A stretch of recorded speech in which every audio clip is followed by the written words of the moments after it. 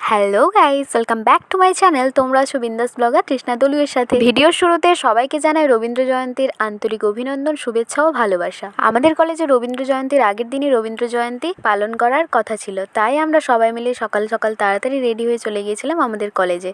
আর already সবাই আমাদের হলরুমে বসেও পড়েছিলাম। অনুষ্ঠান শুরু হওয়ার জন্য অধীর আগ্রহে অপেক্ষা করছিলাম। অবশেষে অনুষ্ঠানটা শুরু হয়েছিল প্রদীপ প্রজ্বলনের মাধ্যমে। প্রদীপ প্রজ্বলন ও মাল্যদানের পরেই অনুষ্ঠানের শুভ সূচনা হয়েছিল আমাদের দাদা দিদির গলায় একটা মিষ্টি গান দিয়ে।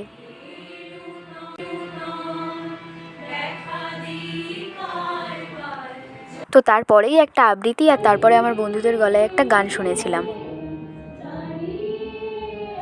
আর তারপরে এই সুন্দর একটা নৃত্য দেখেছিলাম, যেটা আমার খুব ভালো লেগেছিল। আর এই যে দুজন খুব সুন্দরভাবে সেজে বসেছিল আর ভাবছিল কখন ওনাদেরকে স্টেজে ডাকা হবে। তো তারপরেই আমরা আবার দাদা দিদিদের একটা সুন্দর গান শুনেছিলাম।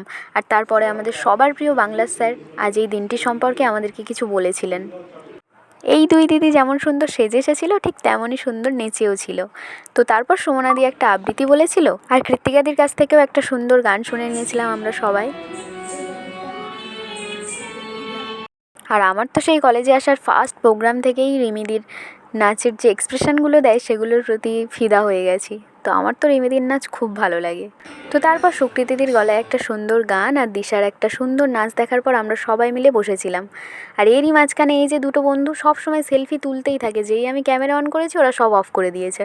সালটা যখন 2024, আমরা যখন আধুনিকতার যুগে পা দিয়েছি, তো কবিগুরু রবীন্দ্রনাথ ঠাকুরের জন্মদিনে একটা কেক তো কাটতেই হতো। তাই আমাদের স্যার ম্যামরা সবাই মিলে কেটে নিয়েছিলেন কেক। আর কেকটা কাটার পরে সবাই মিলে একটু কেক মুখে মাখামাখি, আর তারপরে সবাই মিলে একটু আনন্দ করে কেকটাও খেয়ে নিয়েছিলাম। আধুনিকতার যুগে জন্মদিনটা যেন কেক ছাড়া ইনকমপ্লিট থেকে যায়। কেকটাও কিন্তু খেতে হেভি ছিল। সো তারপর আমরা সবাই মিলে কেক মাখামাখি করে খেয়ে নিয়ে অনুষ্ঠানের পরের পর্বতে চলে গিয়েছিলাম। কেকটাও ঠিক যতটা সুন্দর আর আমাদের তমসাদিও ঠিক ততটাই সুন্দর। তো তারপরেই আমরা আমাদের গানের ম্যামের গলায় একটা গান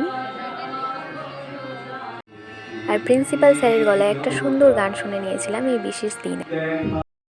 অনুষ্ঠান তো দেখতে সবারই ভালো লাগে, কিন্তু বক্তৃতার মাঝে আমার একটা বক্তৃতাই ভালো লাগে, কখন প্রিন্সিপাল স্যার লাস্টে মঞ্চে উঠবেন আর বক্তৃতা দেবেন আর অনুষ্ঠান শেষ হয়ে যাবে। অনুষ্ঠান শেষের পর আমাদের সবাইকে দিয়ে দেওয়া হয়েছিল একটা করে টিফিনের প্যাকেট। তো তারপর আমরা সবাই মিলে আরও একবার কবিগুরু রবীন্দ্রনাথ ঠাকুরকে প্রণাম জানিয়ে চলে এসেছিলাম বাইরে। তো অনেকক্ষণ না খেয়ে থাকার কারণে আমার বন্ধুর পেয়ে গেছিলো অনেক খিদে। আসলে ওর একটু বেশি আর আমাদের একটু। তো চলো আমরা এখন খেয়ে নিয়ে বাড়ির দিকে যাই। আর তোমরাও ব্লগের জন্য সাবস্ক্রাইব করে দাও। খুব তাড়াতাড়ি দেখা হচ্ছে পরের একটা ব্লগে। ততক্ষণ সবাই ভালো থাকবে, সুস্থ থাকবে আর সাবধানে থাকবে। টাটা।